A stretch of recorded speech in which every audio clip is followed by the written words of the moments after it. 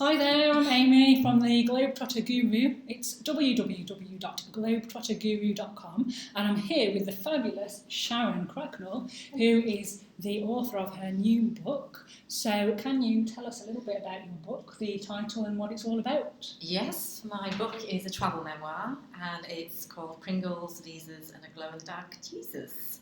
It's all about my travels throughout the years, including arrests in Indonesia, earthquakes in Everest, and lots of other adventures along the way.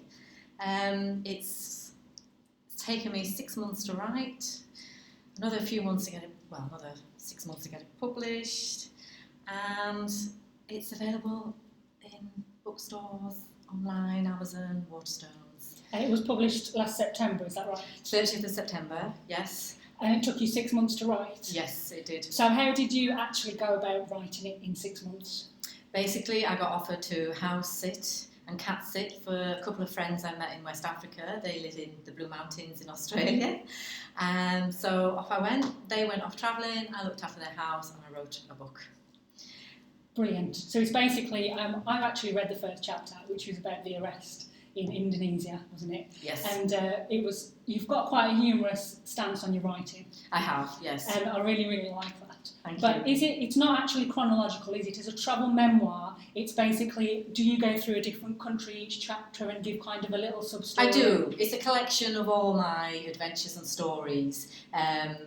The thread is the glow-in-the-dark Jesus. If you read the book, you'll read on. So I don't want you to spoil it for me. Okay. But, can you tell me anything about the actual glow-in-the-dark Jesus and like what it represents or why that came into the title? We met the glow-in-the-dark Jesus on a wall of a missionary in Rwanda. And no one noticed it during the day, you couldn't see it. Then when we all went to sleep in the dormitory, we suddenly could see the glow-in-the-dark Jesus on the wall. So then he reappears throughout my book, helping me along the way, and he's looking after me throughout the book. Brilliant. Absolutely brilliant. So but because of the glow-in-the-dark Jesus, didn't Amazon categorise it as a religious book initially, like when you got it published instead of travel? The genre is supposed to be travel, memoir, humour. Yeah. Amazon, some little guy behind the scenes decided, with Jesus being in the title, it should be under religion. I do feature on the allthingscatholic.com website as well, if anybody would like to check that out. Oh, that's absolutely brilliant.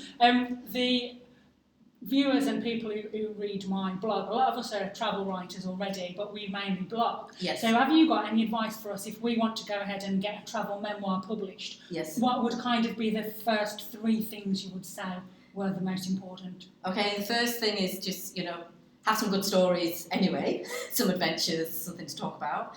I would say go on a writing course. Even I went on one for 2 days.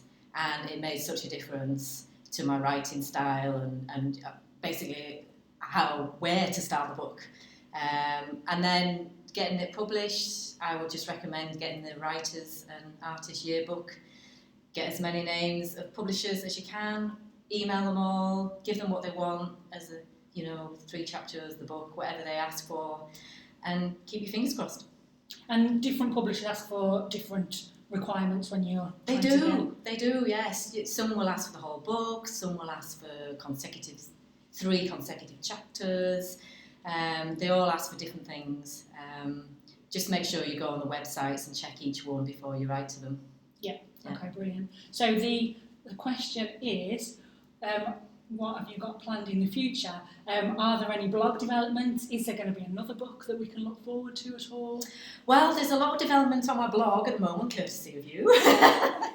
And then, of course, we've got the Bloggers Conference in Jerusalem. TVEX 2016. Yes. But before that, I've got 2 months travelling in Colombia, Venezuela and Brazil.